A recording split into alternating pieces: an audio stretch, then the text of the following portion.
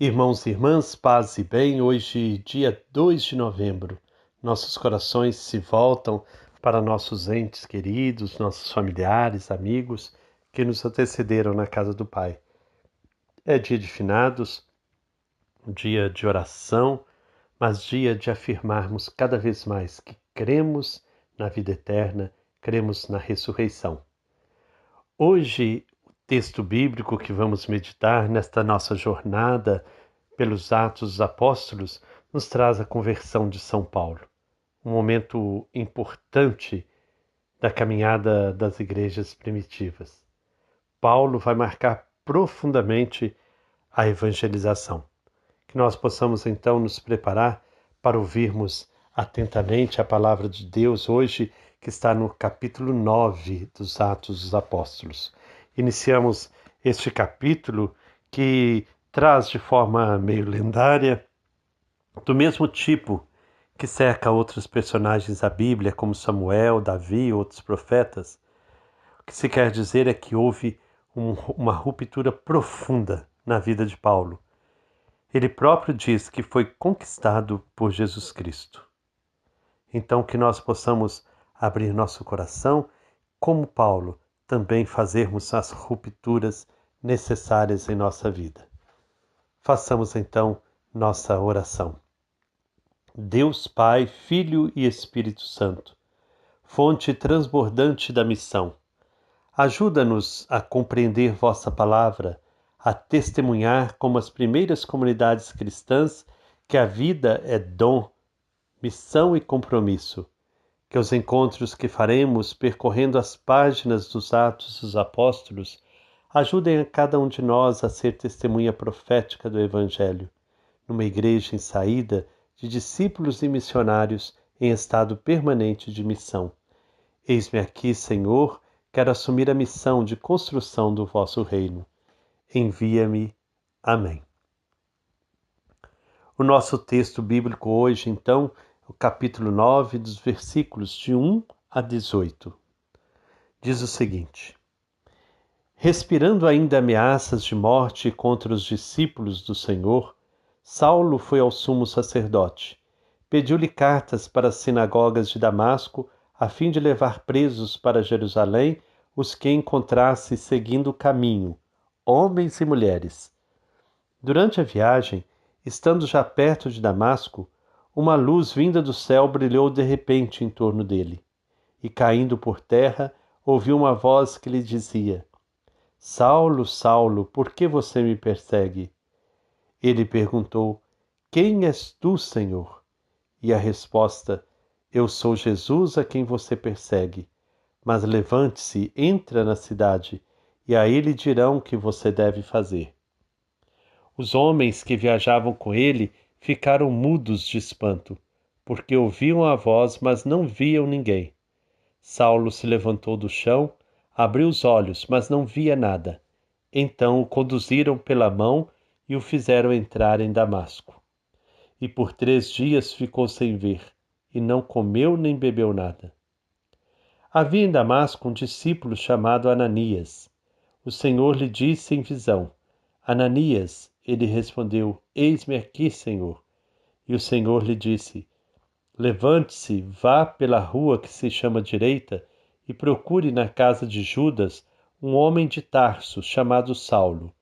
Ele está rezando e acaba de ter a visão de um homem chamado Ananias entrando e impondo-lhe as mãos, para que recupere a vista. Ananias respondeu: Senhor, ouvi muita gente falar desse homem e de quanto mal ele fez aos teus santos em Jerusalém. E aqui ele tem autorização dos chefes dos sacerdotes para prender todos os que invocam teu nome. Mas o Senhor lhe disse: Vá, porque esse homem é um instrumento que escolhi para levar o meu nome entre as nações, os reis e os filhos de Israel.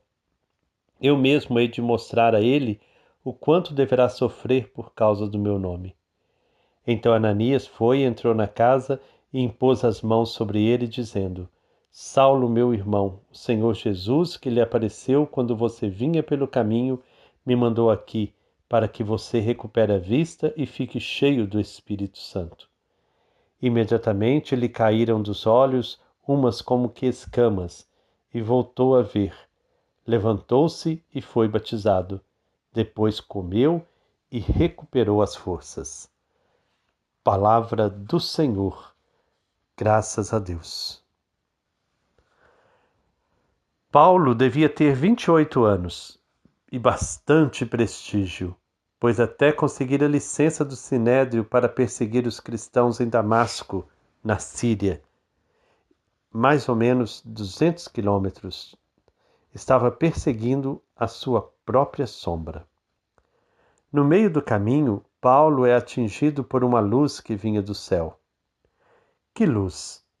Certamente uma percepção interior, pois os outros não viram nada. Paulo cai por terra.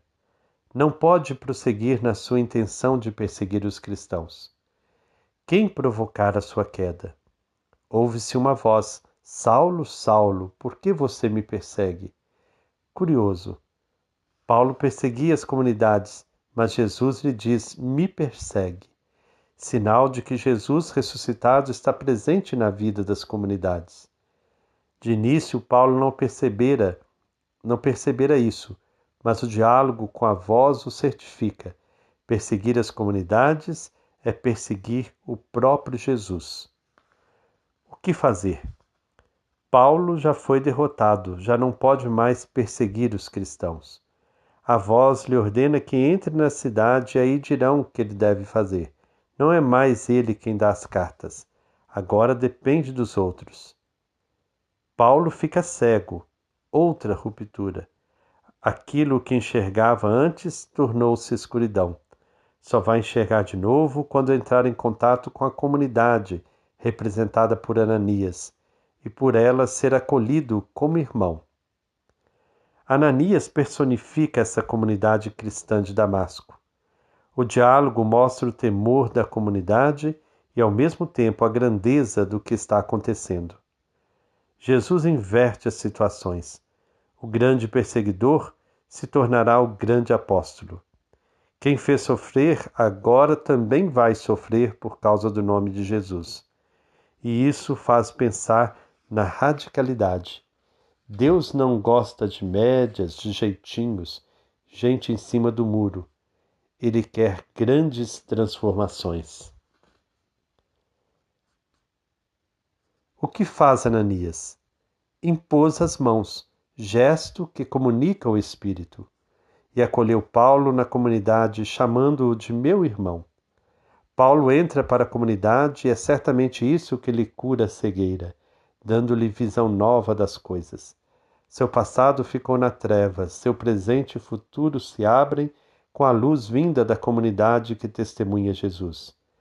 Essa passagem da cegueira para a visão durou 3 dias, com a passagem de Jesus da morte para a ressurreição. Em contato com a comunidade, Paulo ressuscitou com Jesus. Entrou para a vida nova, a fraternidade da ressurreição. O batismo é o selo da vida nova, salientada pela recuperação das forças.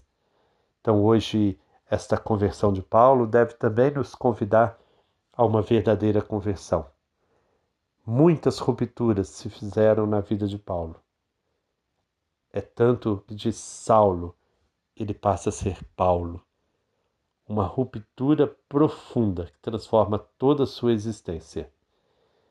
Então, a pergunta para a nossa reflexão de hoje: quais são as rupturas necessárias para eu viver bem o meu batismo? A imposição das mãos trouxe para Saulo vida nova. Paulo se torna agora grande evangelizador, iluminado pelo Espírito. Foi batizado. Nós também fomos batizados. Então, que nós possamos hoje refletir quais as rupturas necessárias para eu viver melhor o meu batismo. Que o Senhor Deus, fonte de amor e bondade, nos abençoe. Em nome do Pai, do Filho e do Espírito Santo. Amém. Paz e bem.